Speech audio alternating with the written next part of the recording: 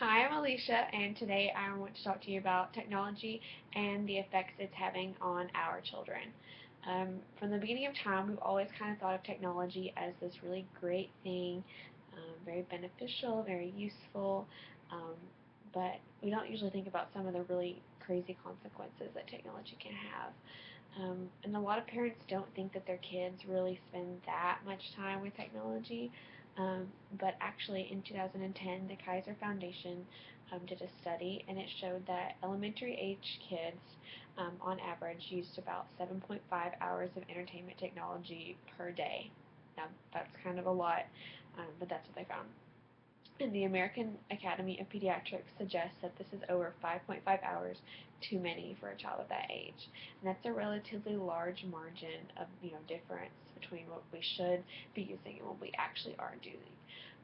And the overuse of technology is producing harmful effects on children, effects like um, their ability to concentrate, their motor functions, and interaction with others. Um, it's very important that we as adults limit the amount of time that children are spending on technology, and it's for their own safety. In contrast, technology is definitely very beneficial, as we probably all know, taking an online class using technology like YouTube and the internet to get us through this class. I mean, I'm even using my iPad for this speech, so definitely technology has a lot of useful qualities. It's very user-friendly, and kids love it. My nieces and nephews love to play on my iPad, and they know how to do it a lot better than I do. It's very entertaining, but it has had a lot of negative effects.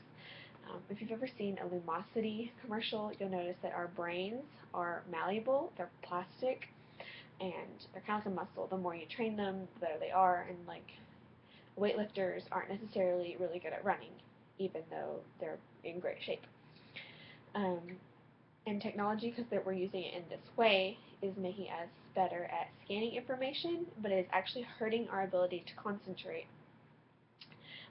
In previous years, um, activities such as reading or playing outside or writing have encouraged imagination and concentration, but with modern technology, we have video games and TV, and we don't have to have those abilities to be entertained.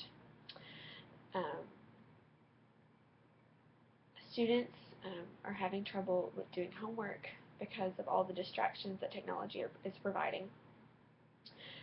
If a child is trying to write a paper or just do any homework, he has YouTube, where you can look on YouTube, watch videos, or Pandora, listen to music, or he's got text messages, or Facebook, or Twitter, and then they're all just kind of barraging him, email, and it's very hard, even for myself, to try to get stuff done because of all the distractions that technology is causing.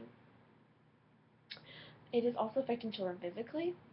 Um, with technology, if you're standing there texting or you know playing a video game or anything like that, um, you're sitting still for too long and we're not getting a physical activity. Young children require 2 to 3 hours of vigorous playing to fully develop. Sorry. Um, um, Most preschools, have lots of playing time because they need that activity in their lives.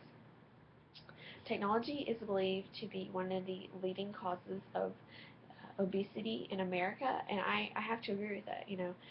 Kids aren't outside running; they're inside playing, and they're just not getting that physical activity they need. And because it does limit movement, it also is decreasing motor functions in developing children.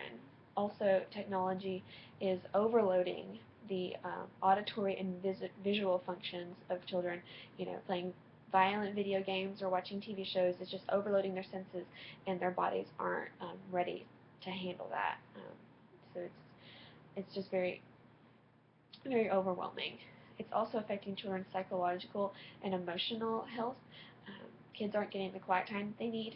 Um, when I was little, I had to entertain myself by either playing dress up or just playing house or something, and I had to think it, by myself and getting quiet time, and that actually helps kids.